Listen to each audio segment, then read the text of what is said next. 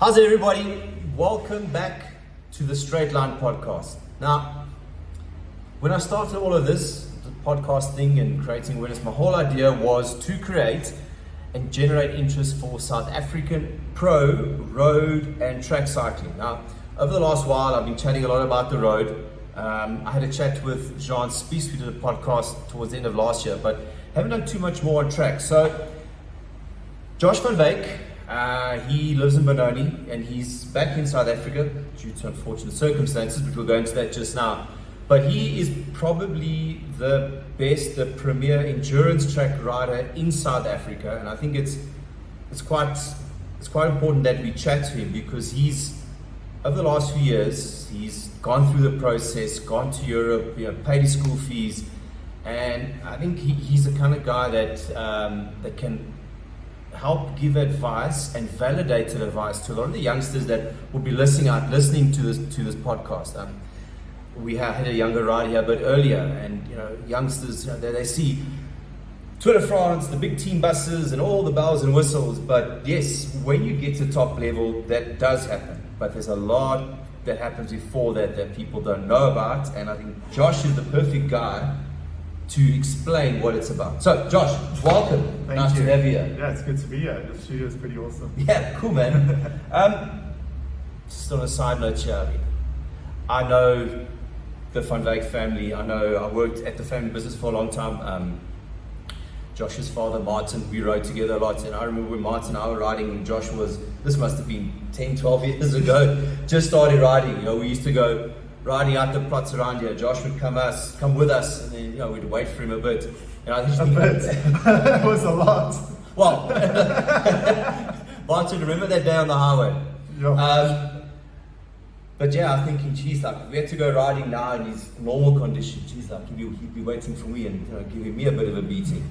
But yeah, look, I've seen Josh grow over the years from provincial champion, national champion, Commonwealth Games athlete, world racing on the world stage. So I just want to give a bit of insight as to what it's about. Because everyone sees the end product, but here's Josh in the middle of that product. Come give us a bit of an insight in view of what it's about. Yeah. So, what is it about? It's about a lot. I mean, there's many layers to this. Yeah. You can approach it in many different ways. You can go through the track, you can go through mountain bike, you can go through the road. I chose track just because it's where I was most comfortable. And growing up with a dad who raced track, it just made the most sense for me. My physiology just made sense for track. When I would ride road, it'd be hard for me to just finish a race. I had to build endurance through the years. Now I'm at a point where I would say I'm a decent road rider when I'm in good form and not hurt. But yeah, track was a lot easier, and when my dad would bring me riding and take me to the track, and I liked it, but it wasn't what I wanted to do until I won my first race on the track, and then it clicks and it all makes sense, and you're like, oh, okay, this is what it feels like to win. And then once I got that feeling, it was just like, okay, well, I don't want to stop this. It feels good to win, and I just progressed from there. Started going, like you said, I won provincials, I won essays, I went to Com Games. Before Com Games, I went to T-Town. Yeah, I just made a note here. I mean, I remember it was you, Steve, your dad, and Jared Polton. The four of you went. How long were you guys in T-Town for that stint? That was 5 weeks. Yeah. We found that was the sweet spot between not going for long enough and going for too long. Because obviously it's expensive to be there. Yeah. With my years overseas now, I figured out how to live a bit more cheaply. It's it's still expensive, but it's not glamorous, it's hard. But yeah, T-Town was 5 weeks always. It was quite cool because it's this small town, it's tiny. I think it would be lying if I said it's more than 10,000 people live in there. Just before we get carried away into detail, T-Town, it's in America, and it's what is it? Trexler Town. Trexler Town. That T-Town is for short. That's probably like the track mecca, if you want to call it that, or yeah. I think a lot of people always ask, oh, does T-Town mean track town? Because that's all that happens there. Yeah. They race on the track, and this tiny town. It's close to Allentown. That's the closest town. I think it's like an hour and a half or hour from Philadelphia. Okay. Yeah, it's a cool place, and there's a lot of internationals who come there for I think sometimes 2 months. That's why that 5-week window is always the best. And yeah, for 5 weeks you're racing 4 times a week at least. Sure. They've got the Thursday night crit, which they do across from the track. You've got 2 or sometimes 3 nights where you race at the track. So sometimes they'll do a Friday and a Saturday. Sometimes they'll do just the Friday, but they always do the Tuesday and the Friday race. Yeah. Tuesday is more of like your, I think they call it pro-am. Yeah. Pro-amateur. So it's like you can go race and just for fun and whatever. And Friday night and Saturday night will be UCI racing. Yeah. So then they'll, the actual points, I think it's a class 1. Sure, okay, it class has been one. a class 1. I know maybe it's class 2. I'm not sure. It's class 1 or 2. Yeah. And yeah, so it's a good place to go score points. It's definitely, I wouldn't say a lower level, but it's definitely less depth than Europe. Yeah. So if you want to get into that sort of racing, that's why we started in Teton was, if you go to Europe, get your head kicked in immediately. Yeah. And Teton was like a place where you can figure out how it works, and you get to race and actually race because there's less people. So like what I mean by that is you'll go to class 1 or class 2. There will be 40, 50, 60, sometimes 100 riders in your race. And then you need to qualify. So most of the time I couldn't qualify in Europe. This was after I went to Teton. Where Teton, firstly it's a 333 track. So they run 36 riders on there. Don't think they're actually supposed to, but they did. And it's good, it works, it's safe and it works. So most times they didn't have qualifications. And sometimes what would happen is if there were 37 or 38 guys on the line, they'd say, okay, you're American, you're local, we're pulling you off, we're going to let the internationals race. Yeah. Or maybe not even that, maybe just someone, last race got dropped and they say, okay, listen, you can do the next race, but whatever, we're going to get these guys to race. And it's a lot easier to be in the real race, where in Europe you're going to go there. Like the first time I went to Italy, that was 2021, I went with David. We did 6 races and we each only qualified once. Sure. And that was because it was, I think it was like 180 riders, all trying to do the same events. So like we do 3 heats and only 8 make it through per heat, and it's a heat of 32 riders. So that's why I say you should start in Teton and build up to Europe for track cycling. If you want to do road, obviously you can go straight to Kermeskus, very different path. But yeah, for track, Teton was the best place to start, and then move on from there. I know that you haven't had the opportunity to go to Australia. I know that 2 or 3 years ago there was talk of going to go do the Bendigo, Madison, and then go on to, there was a big race in, I think it was in Perth or in Adelaide. Yeah. So, I mean, you've got an Australian coach now. I mean, from what you hear from him, is the track scene, the level very high there? It's tricky. So it used to be, when I wanted to go there, it was very high. That was before COVID. Yeah. So obviously I did comm games in Australia. That's the first time my coach saw me, and then we started speaking after then, and I started coaching with him, I don't know, 4 or 5 years ago. Yeah. But yeah, that back then it was really high, and they still have high level riders. But I should actually ask him if there's still high level racing there. But last time I spoke to him, because of COVID, because Australia was quite strict on the rules, there wasn't much racing. So I said to him, should I go to Australia or Europe? He said, no, definitely Australia. I mean, definitely straight to Europe. Yeah. And I mean, a lot of their riders are now racing on the road. I'm sure you see Killer Bryan, Sam Walsford. I mean, Walsford is now riding for Bora. And he won three stages now. You can see. So if he comes to the track, he's going to be super high level. There's no doubt about that. But he's not focusing on track like he used to. Yeah. So it's almost like the track got him to a certain level and got him recognized on the international map at your World Cups, I still call them, and then World Championships. So if you are placing in the top 3 at World Championships, an event like the points race or the scratch race, the World Tour teams, they can look and go, especially Elia Viviani, he's put track cycling on the map a lot, in the sense of the big pro teams. Yes. The guys have made that transition across. Yeah. Okay. No, I mean, sorry, just talking about Australia now. I mean, I lived in Australia in the year 2000. I mean, I remember it was like March time. It was there like track carnival season. Yes. And every weekend they'd have like in the different towns this big track festival and all the bells and whistles. Like, and the last event, the main event for each of those carnivals, you do like between an 80 and 100k Madison. I mean, from a South African kid, you do an SA Champs of 40k Madison, you think, yes, this is a freaking riding to the moon and back. And then you go ride the 80 to 100k Madison. But looking back at it now, and the level at what the international guys are doing, that is kind of common practice. Not at your World Cups and your World Champs, but at the festival type of things. That's part of the deal. For sure, yeah. I think the closest thing Europe has to that is maybe the 6 day. Yeah. But that's so exclusive. You're only going to get in if you are a World Tour rider or if you are a World Champ. So, to go to Australia, if you want to do Madisons, that's a good option. I mean, if they're still doing that kind of racing, I think you should go do that. But you can also, what I like about Europe, they have so much quantity of racing. They've got so many races. And even though it's in another country, sometimes it's only like a 7-hour drive away. Yeah, a lot of the guys just catch a flight there, and it's like an hour-long flight or 2-hour-long flight or whatever. So the amount of Madisons you could do maybe outweigh the longer Madisons you could do in Australia. But now that we've kind of jumped the gun a bit, that you're talking about Europe, and well, let's take a step back.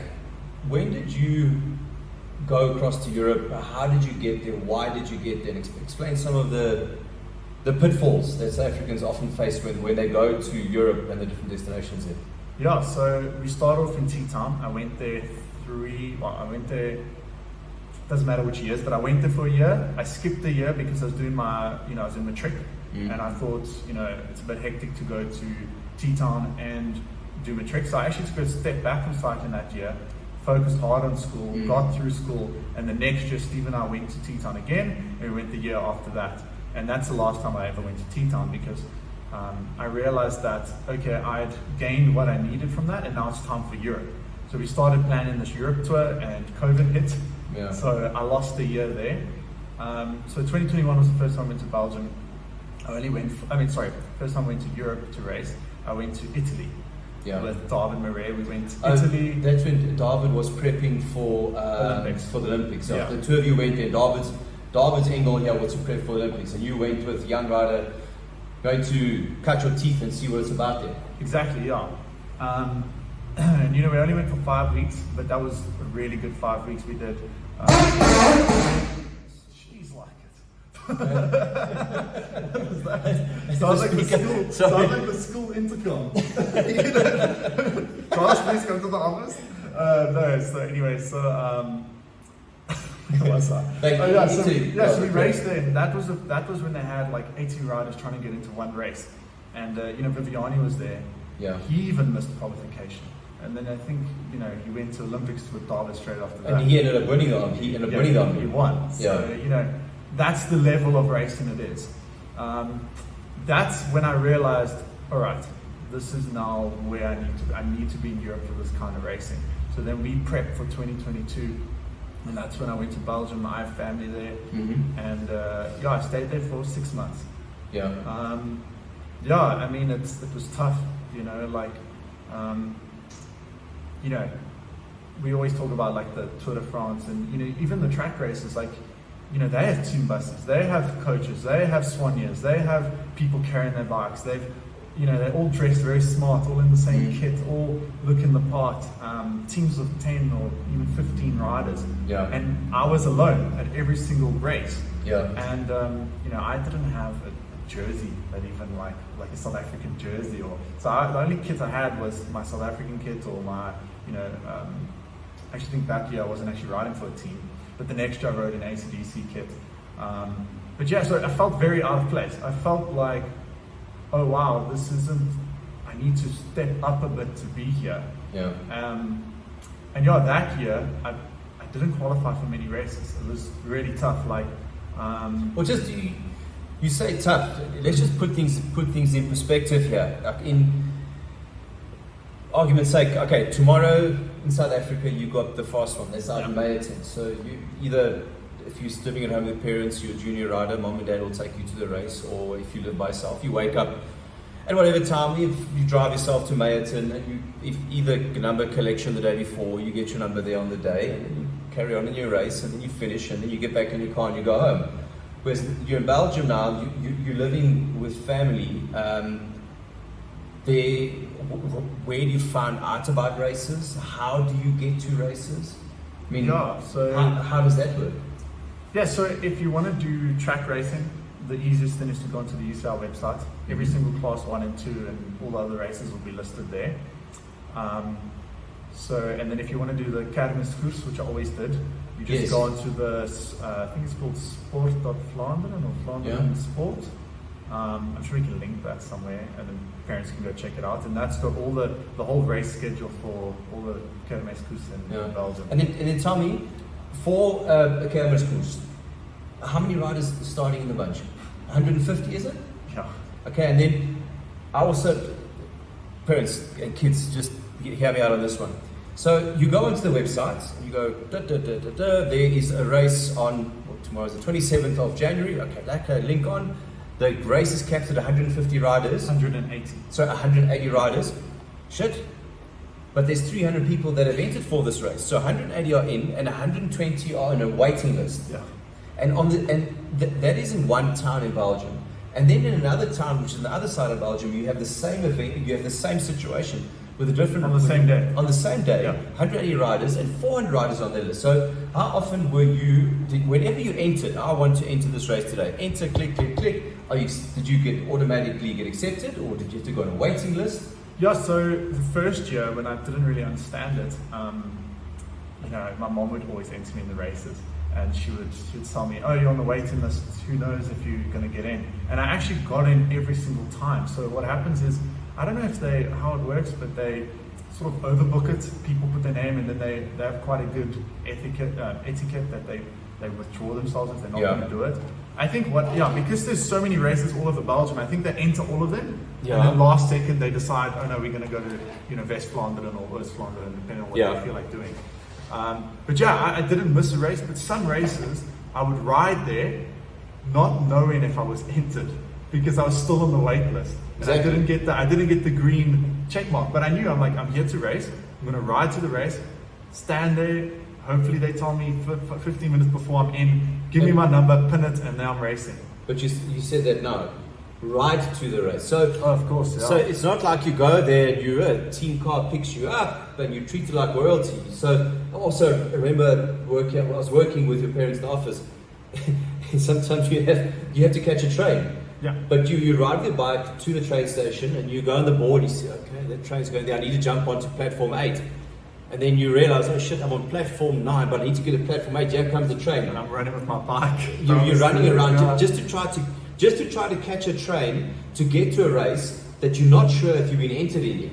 Yeah, I've actually got a funny story about this. So I actually didn't have to ride to the races. I liked doing it. Yeah. Because what I thought was great about it is sometimes I'd ride 40 Ks to the race. So 40K to the race? To the race, yeah. Which means you have to ride 40K back? Of course. Yeah. So I'd ride 40 Ks there.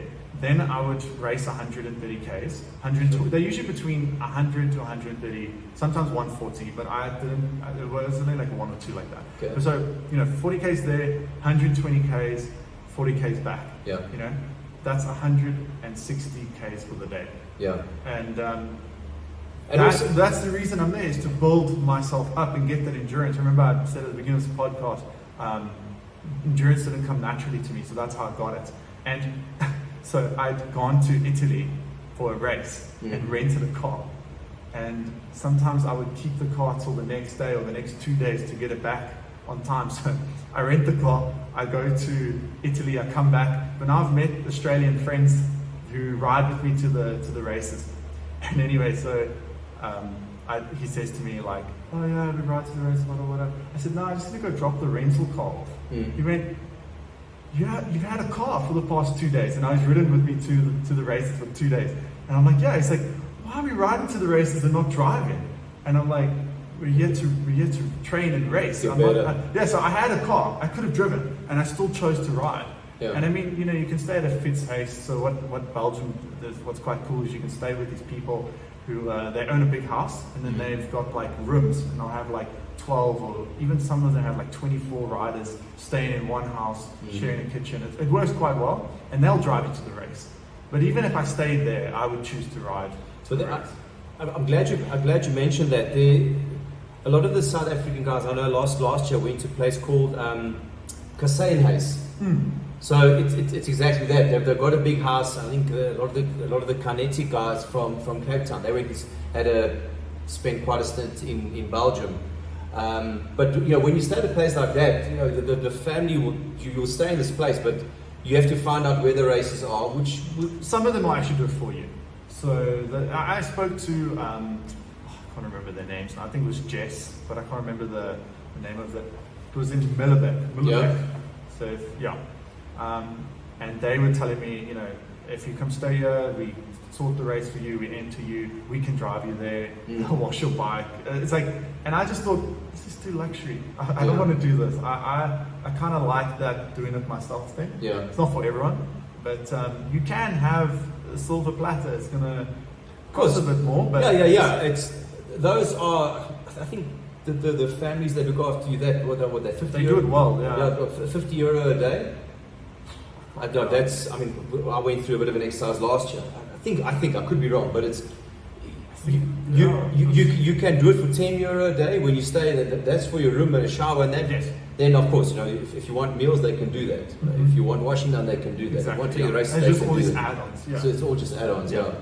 And in my opinion, you're not going to find somewhere cheaper to stay, short-term rental-wise in Belgium. It's quite expensive, and that's why the Fitzhaste are like your best bet. Yeah. Because I can't remember. Yeah, it was a lot cheap. I just remember it was a lot cheaper than staying at a Airbnb, for instance. Yeah, no, of course. You can keep the cost down, but then your kid or yourself, or you're gonna have to do your own washing. You're gonna have to wash your own bike. Before we jumped on this podcast, you actually said something very interesting to me, and I was like, shit, that's a brilliant idea. I never thought about that. You said that when the kids go there for the first time, that they need to go there and have a budget. Yeah. So explain a bit more. What do you mean by that, and why do you think that's important? Yeah, so I've obviously been overseas many times. I went for World Champs twice. I went to Commonwealth Games. When I went to Commonwealth Games, I went with everyone older than me, so it was a bit different. And then also went to Teton and all these different places. And what I always noticed was, the people sending their children usually don't give them a budget because, you want the best for your kid. You want them to eat well. You want them to be comfortable where they're going. And I found there was a lot of overspending. So my brother, we were talking about this before the podcast. He went there, he bought a gift for this person and a gift for that person, and a gift for himself, and he went on a spending spree because all of a sudden he had this credit card and he was like, cool, I'm going to use it. And I think you're sending your kid over to race, and how I've looked at what I've done with my life is it's all just been one big lesson. Whether I'm successful there or not, which I have been in the recent year until I crashed, and held me back a little bit. But other than that, the biggest thing was the life lessons I've learned. And I feel like if you can send your kid there with a budget, they learn how that works, and it's a huge life lesson. If they run out of money, then you tell them, hey, you ran out of money, and okay, you can always send them more money later. Or either go to a race and make sure you make money to be able to afford your. For sure, yeah. Nothing like a little bit of pressure to bring the best out of in you. Teton, Steve paid for his entire trip off crit lanes. Yeah. His whole trip was paid for just by it was a crit C1. Yeah. So it's not possible in Belgium. I mean, they don't pay out as much as America, but I don't want to spend too much time on this, but we touched on it earlier that America, there's been a couple of South Africans over the years that applied to different universities. They got bursaries through their cycling, and obviously they've met the criteria for the studying part of it. That is, I've been saying it for a while. There's definitely an option that you must consider. Look at a guy like Josh Bushell. When you started riding, he was the boy kid, and he went got a bursary, got married recently, had a child, and he sorted America now. I don't think he rides anymore, but it was a ticket into a place like America. For sure, yeah. Cycling is Nolan Hoffman always says this. He says it's a ticket to a better life. If you use it correctly, you can enhance your life. So like Josh Bushell did, he went to America, he got his degree, he got a job, and that's the path he chose. I mean, yes, he could have still cycled, but he realized, okay, that's actually not what I want. I'm going to go, get a job. But a guy like Nolan comes from Franschhoek. I don't think he comes from much. Look at the life he's built for himself. Yeah. And that's what cycling can do for someone. It can take them to a place that a normal life could never have done for them. Yeah. And we also touched on this a bit earlier. What is your take on your child finishes school or is getting towards the end of matric? What is your take on post-matric studying tertiary education, learning a certain skill set after school? What is your take on that? Well, I grew up with you, and you always told me, you raced overseas and you came back and you had to learn the hard way what to do with your life. So I always had that in the back of my head. I always had my dad telling me, you've got to get something behind you. When I left school, I didn't want to study, but I went. Let's be honest. Nobody really wants to study. You finish school, hey, I've done my work, I've arrived now. But as you get older, you realize certain things that you need to do those things. Yeah.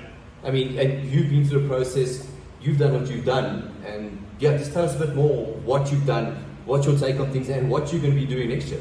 Yeah, so as I was saying, I left school. I didn't want to study, but I decided to do an architectural drafting diploma. It's not much, but it was just something to learn and keep me busy while I raced. And then I worked for my dad at his factory. I learned a lot there. I learned a lot of skills there that really translate into the real world to get a job. And also, like, it made me appreciate cycling that much more, knowing what a normal person would go through working and why I want to cycle. Sometimes if you just cycle, you forget the reason why you're cycling. But if you've worked a job that maybe you don't enjoy or is really hard, you're like, what, I'm going to push for the cycling. I think, and now I'm actually going to go study. I'm 25. I'm going to go study a bachelor's degree in computer science in Belgium. I chose Belgium because then I can race while doing it. And when I was actually, I met Kenny de Kettler at one of the Nations Cups, and he said to me, Josh, come to a training session. I thought this flipping awesome because I grew up idolizing Kenny de Kettler. Kenny de Kettler, he's a legend. He's a legend.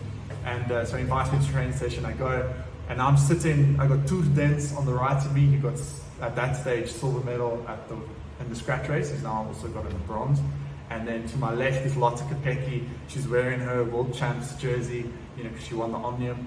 And they're busy talking about the assignment they have to hand in, or like for the universities. They got finals coming up and what. And it just made me realize, like, geez, these guys are at the top of this game. They're riding for pro teams. They're world champions. And they're studying. And also, I know, Lotte Kopecky, she's probably the most successful woman cyclist the last couple of years. She's on €1 million a year contract, and she's sitting here discussing, I'm a bit worried because I've got to hand in an assignment tomorrow. So again, let that be a lesson for all the youngsters out there. You've got to do something, and if a world champion can do it, you can do it. Yeah, for sure. Yeah, I think it's overlooked. I think a lot of people think, I'm just going to ride my bike, I'm going to be successful, and sometimes it doesn't work out. Like the year I had last year, I've had 4 operations in a year, and life hit me quick, and I realized, okay, I've got to get something else behind my name, and then I can continue with the racing. Because you mentioned that. I was going to bring that up just now. That was it 5 weeks out before World Champs? 3 weeks out. 3 weeks out, you crashed and broke your collarbone. Yeah, again. So that's it. Unfortunately, if you're a biker and you want to race, collarbones are going to get broken somewhere along the line. But 3 weeks before the World Champs, the event you've been prepping for the whole year, timing wasn't great. Yeah, it's really a pity because, so what I was saying earlier about the first year I went to Europe, I barely qualified for anything. Mm. The second year I went, which was last year, I was qualifying every single race I did. I was Yeah. finishing every single race. I was always in the top 10. And I even got second place at the one class 2. And I was really doing well. I was really happy with how things were progressing. And then, I went to Fiorenzola, and first day of racing, I qualify for the scratch and the elimination. We do the scratch, goes well, do the elimination, crash. And as I'm lying there, I'm like, oh no, it's broken again. Yeah. And I just remember being so angry because everything that year had worked out.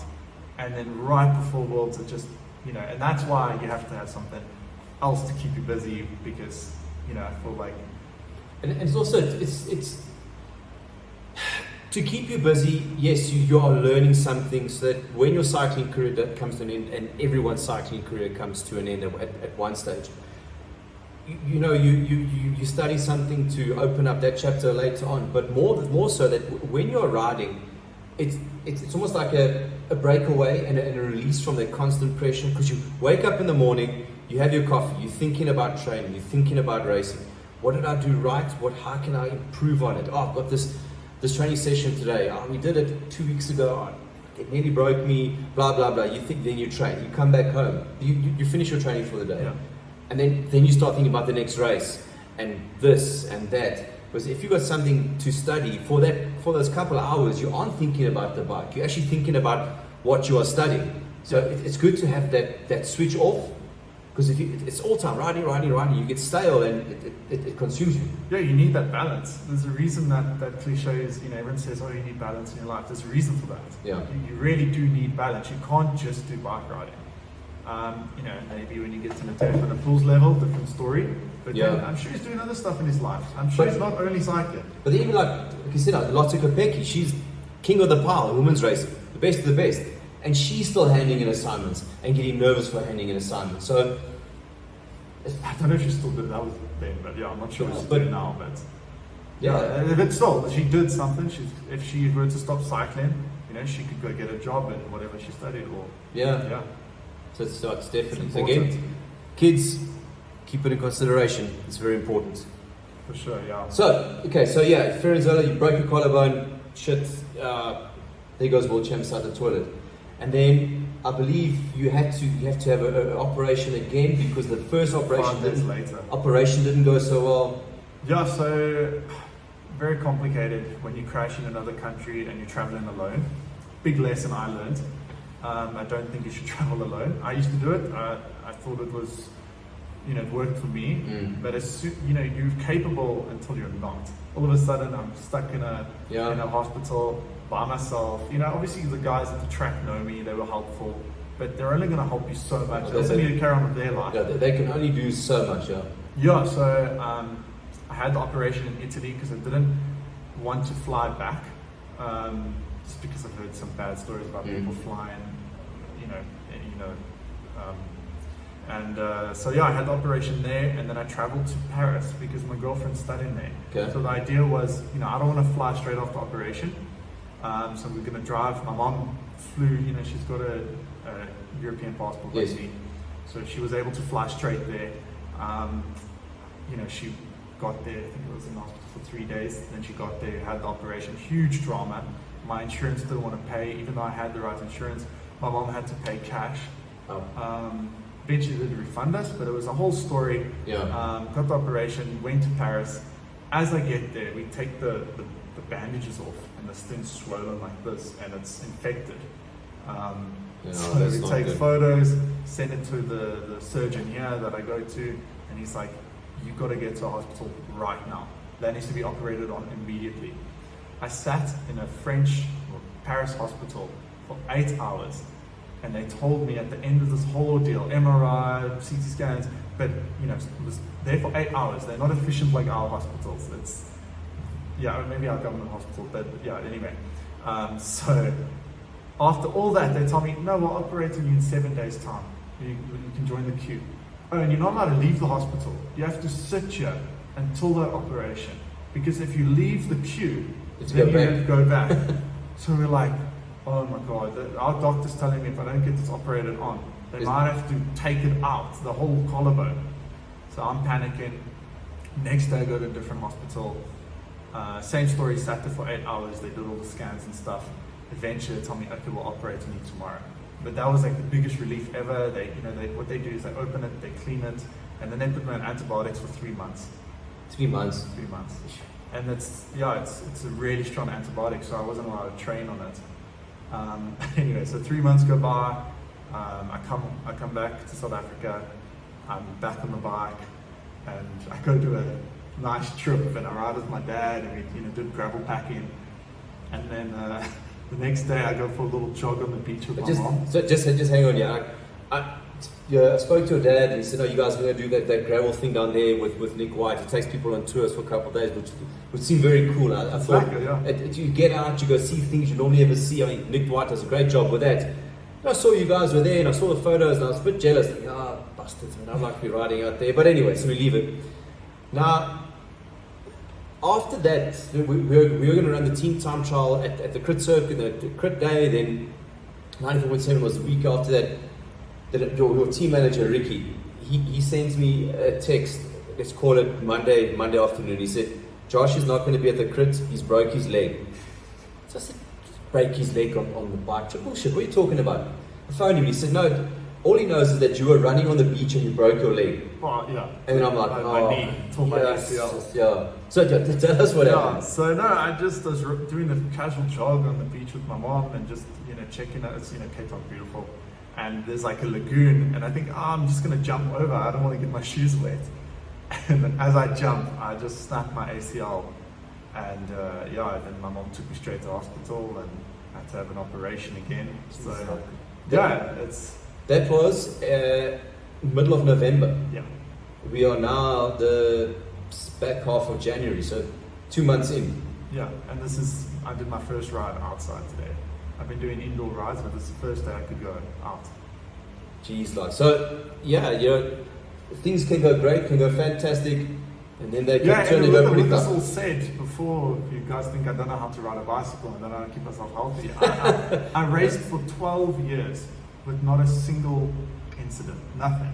12 years I went with no broken bones, I crashed, I think I crashed 3 times in total, a few roasties. But this was, also I think it's the fact that I went up in level, so that's why the crash had become a bit worse.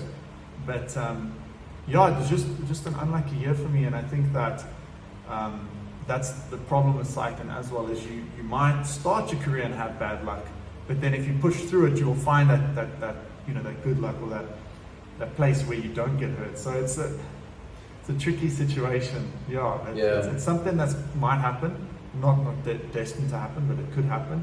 And how you come out of it, I think, is the important part. Exactly. Like bike riding, sure, things are always going to happen somewhere along the line. That's just part of the game. But it's not about what happens to you. It's about how you react when the things do happen to you and how you come out of that. So 2 months after you done your knee, what's your motivation like? Are you raring to go, get stuck into training, or are you approaching it?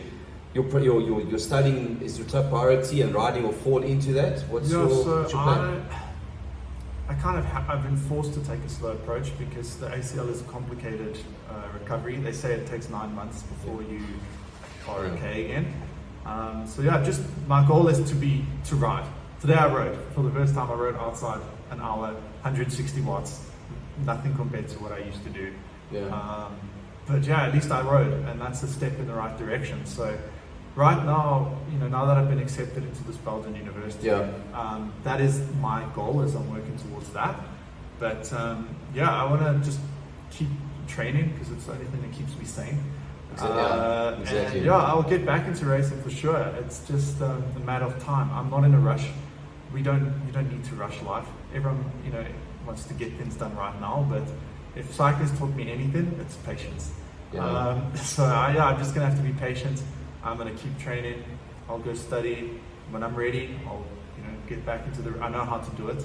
I've done it. So there's always time to try again. I think as an athlete, we always think there's this tiny window, and I think there is if you want to get into a World Tour team.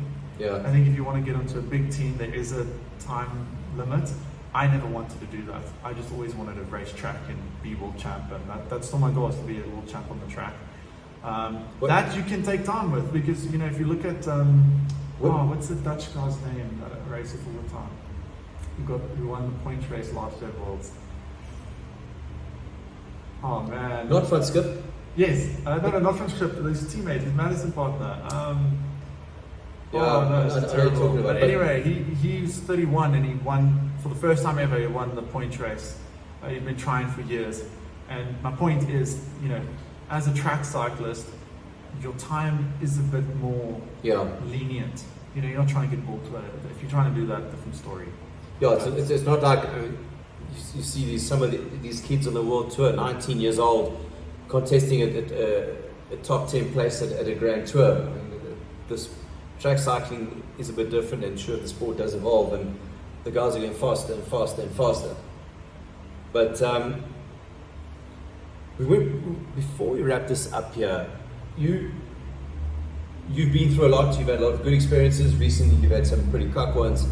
What would be your biggest, most important piece of advice that you would give to young riders out there, or going through the under 15, under 17 and junior categories, and the intention is that they want to be racing in the big leagues? What would be one of your biggest tips that you can give them? Solid question. So I was never a natural, which I said, it took me a lot of hard work. I found that consistency was the most important thing in cycling. You just need to not stop. If you can keep going and not be motivated, but be determined and driven, and to really get the discipline. I think the discipline is a big thing. If you can just keep going, you will get somewhere, and you will look back on your career and be happy with it. It's what's it say? If you quit, then you'll never find out. Yeah, if you stop something, you quit something, then you are 100% guaranteed that you're not going to get to your journey or destination. But if you keep on trying, you're still kind of in the fight, and you still got a chance of getting there. Yeah. So I think to sum it up, my advice would be, if you're riding a bike, you're one of the few lucky people who ride bikes. I don't think the people who don't really understand what an experience you can have. The bike has taken me all over the world. Enjoy that, do that, appreciate the moment you're in. And even though you've got this goal you're working towards, you have to remember that right now what you're doing is incredible, and enjoy that. Because otherwise you'll just get caught up in always trying to chase that next thing, and you're never actually looking at where you are or where you come from. That's actually, appreciate where you are and appreciate where you come from. Yeah, it's very cool. But right, Josh, thanks for the chat. Pleasure. Hopefully some of you guys out there will take note of what Josh has said and what he's been through, and hopefully that can help you improve on your process and your journey to the top. Anyway, Josh, catch you later, man. Thank you. Cheers, guys. Bye.